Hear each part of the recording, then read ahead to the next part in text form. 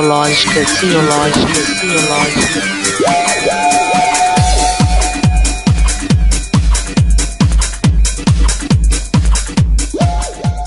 A realidade, compreender o que aquela palavra me diz naquele momento, para que eu possa, explicitar essa palavra através de uma ação concreta, como Maria fez.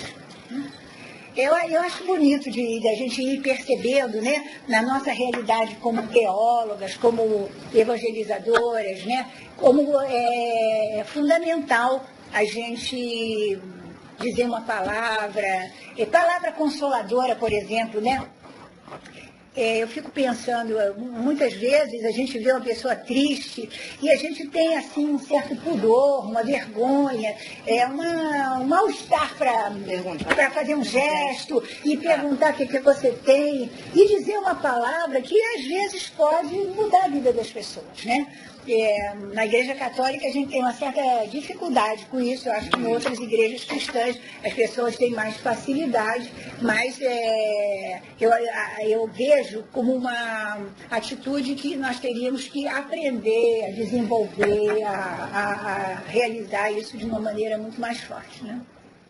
Você falou que a palavra transforma, transforma a pessoa. Há uma diferença na palavra no masculino e a palavra do feminino? Na experiência dessa vivência, o que pode ser trocado hoje nessa vivência, das mulheres que viviam a palavra, dos homens que proferiam essa palavra, Quais são dá para fazer uma conjunção disso, uma troca dessas experiências? Você diz no tempo da Bíblia ou hoje em dia? Hoje em dia. Eu acho que hoje em dia há uma sensibilidade, uma sensibilização mais geral. É claro que a gente não pode generalizar. Existe de tudo. Existe uma palavra masculina que quer ser uma palavra racional, uma palavra, dura, nesse sentido que ela não tem maleabilidade, mas existe também homens que já têm uma razão fecundada pela sensibilidade, pelo afeto, E, então eu acho que nesse sentido a gente caminhou bastante. Agora, também existem mulheres que têm uma atitude dura. Tem mulheres que elas têm essa palavra internalizada da maneira como aprenderam, que foi a maneira patriarcal, machista, e elas proferem dessa maneira. Assim como tem mulheres que também trabalham a sensibilidade junto com a razão, e aí a gente percebe que quando você fala a partir da sua emoção, que se você trabalha as relações primeiro do que o conteúdo, a coisa funciona muito melhor, entendeu? Eu, por exemplo, quando eu era professora da cultura religiosa, eu gastava um tempo, no primeiro mês, para fazer um relacionamento entre os alunos. Eu trabalhava relacionalidade, não trabalhava conteúdo. Dinâmicas e tal. O curso ia maravilhosamente bem, mas às vezes eu caía na armadilha de dizer, não, vou mais rápido, vou começar direto pelo conteúdo. Mas eu ficava toda emperrada, porque a palavra, ela precisa ter essas dimensões, que são as dimensões que seduzem, sabe? Porque nós estamos trabalhando com uma coisa que é muito maior que a gente, Quer dizer, o teólogo, ele fala sobre a realidade última da existência, Que é Deus, que é Jesus Cristo, que é o Espírito Santo. Quer dizer, então, a palavra dele tem que ser uma palavra amorosa, tem que ser uma palavra que ela gere nas pessoas uma outra realidade.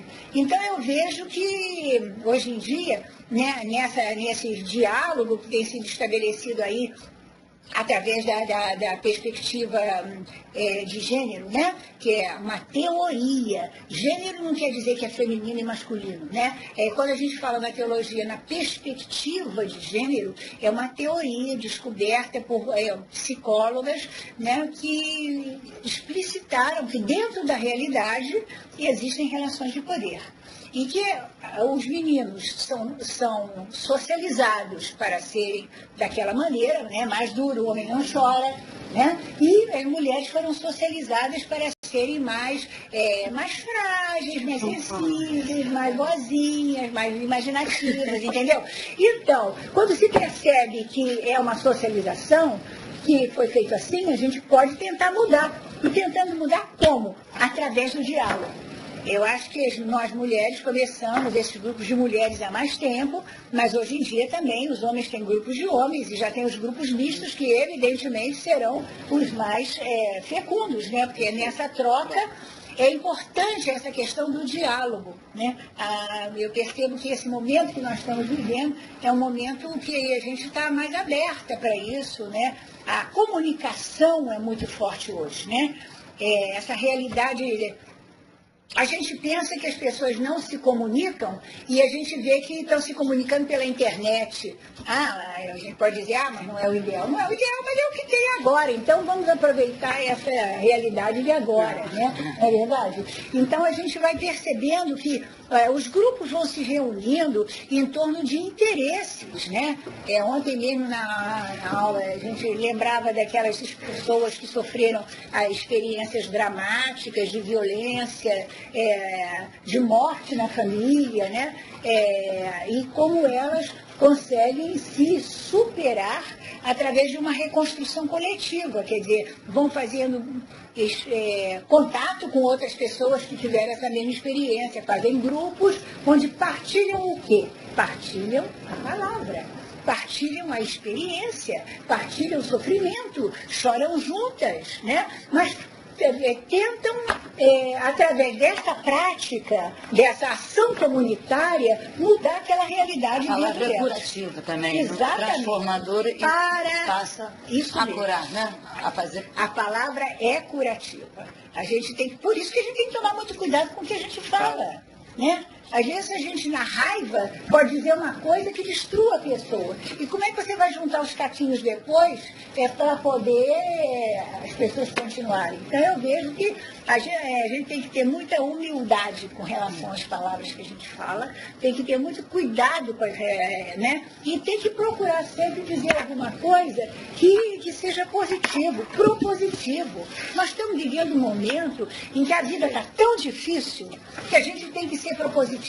Tem que descobrir brechas de saída, né? Tem teóloga, tem uma filósofa, acho